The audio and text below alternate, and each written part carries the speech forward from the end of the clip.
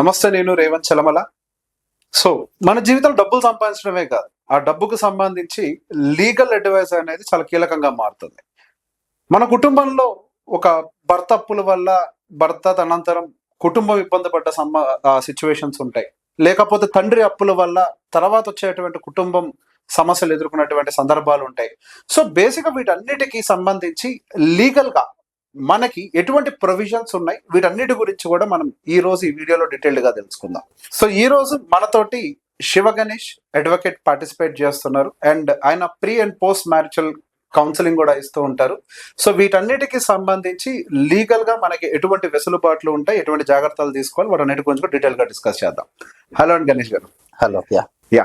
So basic గా చాలా మంది కేసెస్ లో చూస్తున్నప్పుడు భర్త చేసేటువంటి అప్పుల వల్ల తర్వాత ఆయన తనంతరమే అయి ఉండొచ్చు, భార్య మీద విపరీతమైన ప్రభావం పడుతూ ఉంటది. మరికొన్ని సందర్భాలు ఎలా ఉంటుందంటే వైఫ్ అండ్ హస్బెండ్ ఇద్దరు బతికే ఉంటారు, కాకపోతే భర్త చేసేటువంటి అప్పుల వల్ల భార్య సంపాదించే రూపాయి కూడా ఆయన అప్పులకు వెళ్ళిపోతూ ఉంటది.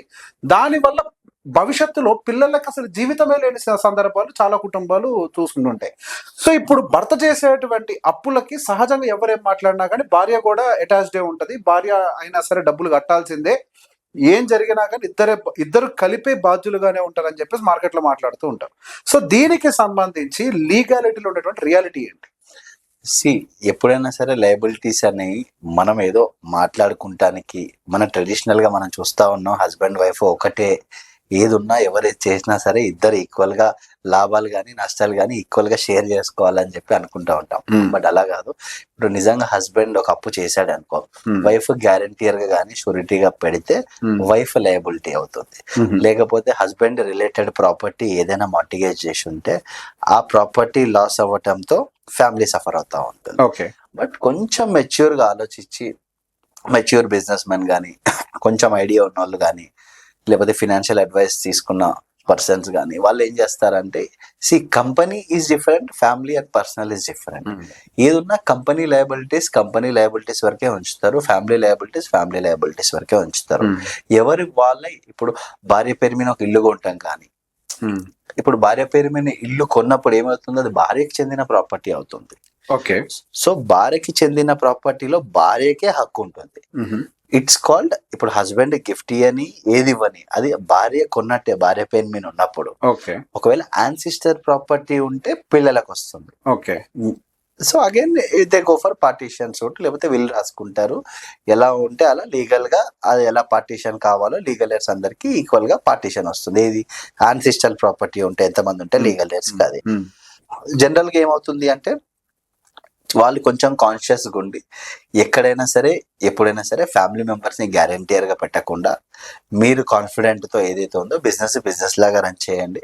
ఫ్యామిలీకి డ్యామేజ్ కాకుండా ఫస్టే ప్రొటెక్ట్ చేసుకొని ఏదున్నా ఫ్యామిలీ అసెట్స్ సపరేట్ గా ఫ్యామిలీ మెంబర్స్ పైన రాసుకొని ఉన్నట్టయితే ఆ ప్రాపర్టీస్ కి ఏ విధమైన సంబంధం హస్బెండ్ కి లేకపోవటం వల్ల ఫ్యామిలీ అనేది సేఫ్ గా ఉంటుంది. ఓకే. ఇప్పుడు ఇందులో ఒక చిన్న డౌట్. ఇప్పుడు మీరు చెప్పింది బిజినెస్ పాయింట్ ఆఫ్ వ్యూలో చెప్పారు. ఎస్. సో ఇండివిజువల్స్ కూడా అప్పు చేస్తూ ఉంటారు. కొంతమంది అక్కడక్కడ పెట్టుబడులు పెట్టడం కోసమను జూదం పేరుతో అప్పులు చేసే వాళ్ళు ఉంటారు, ట్రేడింగ్ల పేరుతో అప్పులు చేసే వాళ్ళు ఉంటారు, ఇట్లా రకరకాల వాళ్ళు ఉంటారు. ఇప్పుడు వాళ్ళు డెఫినెట్ గా వాళ్ళ పర్సనల్ పేరు మీదనే తీసుకుంటారు. సో పర్సనల్ పేరు మీద పర్సనల్ లోన్ తీసుకున్నప్పుడు యూజువల్లీ గ్యారంటీస్ ఎవరు ఉండరు. బ్యాంకు వాళ్ళ పర్సనల్ పేరు మీదనే లోన్ అనేది ఇస్తుంది, లేకపోతే బయట ₹2 వడ్డీకో ఇట్లా తీసుకున్నా కానీ పర్సనల్ గా మనిషి అనేవాడు వెళ్ళి తీసుకుంటాడు. సో అట్లా తీసుకున్న సందర్భాల్లో భార్య సంపాదించిన డబ్బుకు కానీ భార్య ఆస్తికి కానీ ఏమైనా సంబంధం ఉంటుందా? లేదు. ఓకే. అదే తన self acquired property, self acquired కాకపోయినా భార్యకి తన పేరెంట్స్ నుంచి కానీ యాన్సిస్టర్స్ గారి నుంచి వచ్చినట్టయితే ఎటువంటి హక్కు థర్డ్ పర్సన్స్ కి అనేది ఉండదు. హస్బెండ్ ఇండివిజువల్ గా ఒక మిస్టేక్ చేశాడు, ఆ మిస్టేక్ వల్ల భార్య పిల్లలు సఫర్ కావడానికి వీల్లేదు. సో హస్బెండ్ చేసిన మిస్టేక్ ఓన్లీ హస్బెండే సఫర్ అవుతాడు. హస్బెండ్ మీద ఏమైనా ప్రాపర్టీలు ఉంటే ఆ ప్రాపర్టీలు మార్టిగేజ్ చేసి ఉంటే అవి అటాచ్మెంట్ కి తీసుకుంటారు. ఆ ప్రాపర్టీస్ ని సేల్ చేసి వాళ్ళ మనీ రికవరీ చేసుకోవటం అనేది జరుగుతుంది. బట్ వైఫ్ మీద ఉన్నాయి టచ్ చేయాలి అంటే వైఫ్ కూడా షూరిటీ గానీ మార్టిగేజ్ హోల్డర్ గా గానీ గ్యారంటీయర్ గా గానీ ఏదో ఒక రూపంలో తీసుకున్న డబ్బుల్లో తన షేర్ ఉండి ఉంటే okay wife properties will be responsible. Okay, అంటే బయట ₹2 వడ్డీ తీసుకున్న వాటి కేసెస్ లో అయినా కానీ అంతే. ఏ కేసైనా అంతే. ఎప్పుడైతే సాక్షి సంతకం లాగా పెట్టి షూరిటీ హోల్డర్ లాగా పెట్టినప్పుడే ఈ కాంప్లికేషన్స్ అనేవి పెరుగుతాయి. ఓకే, వైఫ్ లయబిలిటీ అనేది యాడ్ అవుతుంది. ఓకే, సో వైఫ్ అసలు ఈ హస్బెండ్ చేసే ఏ విషయంలో వైఫ్ కి సంబంధం లేనప్పుడు వైఫ్ పేరు మీద ఉన్న ప్రాపర్టీస్ వైఫ్ కే ఉంటాయి. ఈ జనరల్ గా ఏదో బెదిరిస్తానికి భయపెడతానికి లేదు, వచ్చి అడగటము, ఏదో చికాక్ చేసి ఇబ్బంది పెట్టి వైఫ్ ని ఇబ్బంది పెడితే హస్బెండ్ ఇచ్చేస్తాడు, లేకపోతే వీళ్ళిద్దరు కలిసి ఇస్తారు. That's all a different scenario. Again నిజంగా వైఫ్ కి అంత ఆస్తుంది అంటే ఇదేదో అప్పు ఉందంటే వైఫ్ అమ్మి ఇవ్వచ్చు ప్రాపర్టీ, తన విష్ అండ్ విల్ అది. సో ఇబ్బంది పెట్టి గుంజుకోవటం అనేది లీగల్ గా అది కరెక్ట్ కాదు, అసలు ఆ పద్ధతే లేదు. ఓకే, ఆ పద్ధతే లేదు. ఇప్పుడు ఇన్ కేస్ ఫాదర్ దగ్గర నుంచి ఒక ప్రాపర్టీ వస్తుంది, ఫాదర్ కి అప్పులు ఉన్నాయని అనుకుందాం. సో ఫాదర్ చనిపోయారు, బై డిఫాల్ట్ గా వాళ్ళకి పిల్లలకి ఆస్తి అనేది చెందుతుంది. సో బయట బ్యాంక్ అప్పులు కాదు, బయట అప్పులు తీసుకొని ఉంటే ఇప్పుడు ఈ అప్పును తీర్చాల్సిన బాధ్యత పిల్లల మీద ఉంటుందా, లేకపోతే ప్రాపర్టీ వాళ్ళకి మన అప్పచెప్పాల్సిన సిచ్యువేషన్ ఉంటుందా? ఇక్కడ మానవత్వం అనేది ఒకటి ఉంటది. సో జనరల్ గా లేదు మా నాన్నకి చెడ్డ పేరు రావద్దు, అవతల ఇచ్చిన వాళ్ళు కూడా మా నాన్న మీద నమ్మకం పెట్టుకొని ఇచ్చారు. డబ్బులు తీసుకోవటం అనేది ఇక్కడ 2 విధాలు. మంచి పని కోసం తీసుకోవచ్చు, వ్యసనాల కోసం తీసుకోవచ్చు. సో మంచి పని కోసం ఒక బిజినెస్ లో తీసుకొని ఇన్వెస్ట్ చేసి అది లాస్ అయ్యి ఇవ్వకపోవటం అనేది జెన్యూన్ రీజన్. డబ్బులు తీసుకొని పేకాటాడి లేకపోతే కెసినోకో పోయి ట్రేడింగ్ చేసి పోగొట్టుకోవటం అనేది రెండో పద్ధతి. రెండో పద్ధతిలో పోగొట్టుకుంటే మానవత్వం అనే కాన్సెప్ట్ లేదు.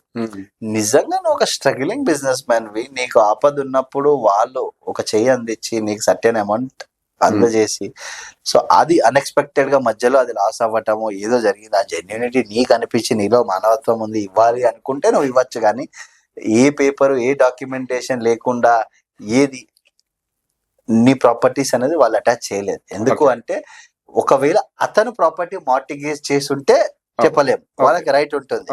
అంటిల్ అన్లెస్ ఆ ప్రాపర్టీ ఎవరికి మార్టిగేజ్ చేయకుండా ఉంటే ఆబ్వియస్ గా లీగల్ ఎయిడ్స్ కే హక్కు ఉంటుంది, థర్డ్ పర్సన్ ఎవరికి హక్కు ఉండదు. Until unless if you keep humanity concept different, law is different కాబట్టి అది ఇండివిజువల్ గా ఉంటుంది. ఇవ్వాలి అనుకుంటే ఇవ్వచ్చు, లేదు అనుకుంటే ఇవ్వకపోయినా ప్రాబ్లం. ఓకే, జస్ట్ ఏదో ఒక ప్రామిసరీ నోటు మీద తప్పు తీసుకున్నాను అనేది ఆస్తికి సంబంధం లేదు. ప్రామిసరీ నోటు మీద ఎవరు తీసుకున్నారు, సంతకం తండ్రి పెట్టారు. తండ్రే లేనప్పుడు నోట్ ఎక్కడ ఉంది? ఆస్తులకైతే సంబంధం లేదు, తండ్రి ఆస్తి బై డిఫాల్ట్ గా పిల్లలకైతే చెందుద్ది. As you said, humanity point of view లో పరువు కాపాడుకోవటం కోసం చేసే పనులు వాళ్ళు చేసుకోవాలి. అంటిల్ అన్లెస్ ఏదైనా డాక్యుమెంట్ లో ప్రాపర్టీ గురించి మెన్షన్ చేయకుండా ఉంటే ఈజీగా వస్తుంది. ఎక్కడైనా ప్రాపర్టీ ఎంఓయూ రాసుకొని పుసుక్కున్న నీకేదైనా అవుతుంది, నాకేమైనా అయితే ఈ ప్రాపర్టీ నువ్వు తీసుకొని ఎటువంటి డాక్యుమెంటేషన్ గానీ అగ్రిమెంట్ గానీ ఇద్దరి మధ్య ఎంఓయూ గానీ ఏదైనా ఉంటే అవతల వాళ్ళు క్లెయిమ్ చేసుకోవచ్చు. ఓకే ఓకే, లేకపోతే ఇట్స్ నాట్ పాసిబుల్. ఎందుకంటే ఉట్టి నోటి మాట లేకపోతే ఏదో ప్రామిసరీ నోట్ మీద రాసుకొని ఉంటే, ఎందుకంటే ప్రామిసరీ నోట్ అనేది it's an instrument, it's an individual case he can file. ఉంటే చెక్ బౌన్స్ కేసు వేసుకుంటారు నోట్ మీద, ప్రామిసరీ నోట్ మీద అన్యాయ కేసు వేసుకుంటారు, చెక్లు ఇస్తే చెక్ బౌన్స్ కేసు వేసుకుంటూ ఉంటారు. సో ఆ పర్సన్ లేనప్పుడు కేసు ఎవరి పైన వేస్తాను, లయబిలిటీ లేదు కదా. సో అంటే ఇక్కడ పాయింట్ ఏంటంటే, వ్యక్తి చనిపోయిన తర్వాత అప్పుల గురించి మేమిచ్చాం ఒకళ్ళిద్దరు వస్తుండొచ్చు కాక, వీళ్ళిద్దరికి మధ్యలో ఏం ట్రాన్సాక్షన్ జరిగింది అన్నది పిల్లలకి పూర్తి స్థాయిలో తెలిసి ఉండకపోవచ్చు. తెలుసుంటే it's different ball game. As you side అది హ్యూమానిటీ గ్రౌండ్స్ లోకి వస్తుంది. సమ్ టైమ్స్ ఏంటి, డబ్బు కొంత తిరిగి ఇచ్చినప్పటికీ ఇవ్వలేదు అనే వాళ్ళు కూడా బోల్డ్ మంది ఉంటారు. లేదు కొంత అవగాహన వీళ్ళకు కూడా ఉండొచ్చు, అరే ఆల్రెడీ ఇంత డబ్బు ఇచ్చారు కదా వీళ్ళంటే అబద్ధం చెప్తున్నారు, ఎక్కడ రాసుకోలేదని ఒక నేపథ్యంలో అని చెప్పేసి ఉండొచ్చు. సో అటువంటి కేసులో they have the legal strength. అయితే డాక్యుమెంట్ ఉంటే లీగల్ స్ట్రెంత్ ఉంటుంది, డాక్యుమెంట్ లేకపోతే లీగల్ స్ట్రెంత్ అనేది ఏం లేదు. ఎందుకంటే అన్ని విషయాల్లో మీరు అన్నట్టు 2 విధాలుగా ఆలోచించవచ్చు. డబ్బులు ఇయ్యటము తీసుకోవటం అనేది ఒక ఇద్దరు మనుషుల మధ్య ఉండే personal understanding and personal agreement. Agreement can be oral or written. Written agreement లో ఏం రాశాడు రిటర్న్ ఉంటే, ఓరల్ అగ్రిమెంట్ అంటే వాళ్ళిద్దరు ఏం మాట్లాడుకున్నారో మూడో మనిషిగా మనకు తెలియదు. సో ఎప్పుడైనా లయబిలిటీ ఎక్కడైనా ఏదైనా డాక్యుమెంట్ పరంగా ఉండి ఏదైనా మార్టిగేజ్ ఎక్కడైనా చేసి ఉండి ఏదైనా ఎంఓయూ చేసుకుంటే లేకపోతే అగ్రిమెంట్ ఆఫ్ సేల్ రాసివ్వటం కానీ ఏదైనా చేసి ఉంటే ఆ ప్రాపర్టీకి సంబంధించి వాళ్ళకి హక్కు ఉంటుంది థర్డ్ పర్సన్ కి తప్ప ఇవ్వాలి అనే హక్కు అయితే లేదు. సో బ్యాంక్ కేసు కూడా సేమా? అంటే పర్సనల్ లోన్ ఉందనుకోండి, అవును, మార్టిగేజ్ ఏమి ఉండదు, పర్సనల్ లోన్ అంటే జస్ట్ ఏదో సాలరీ బేసిస్ మీద ఇస్తారు. అంతే.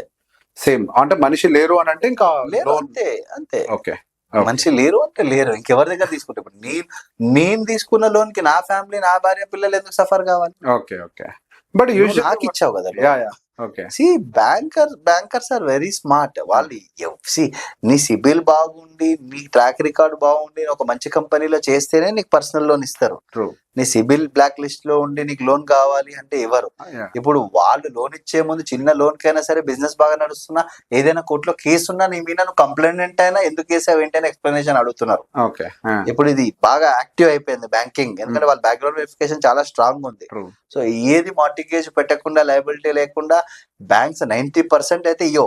ఆ 10% ఏంటంటే వాళ్ళు వే ఆఫ్ బిజినెస్, ఒక మంచి ఎంప్లాయ్ ఉన్నారు, ట్రాక్ రికార్డ్ బాగుంది, నెలకు 1,00,000 జీతం ఉంది అంటే 12 లక్షల ప్యాకేజ్ కాబట్టి 2 లక్షలు 3 లక్షలు పర్సనల్ లోన్ ఇస్తారు వాళ్ళ కేపబిలిటీ ఆఫ్ పేయింగ్ ని బట్టి.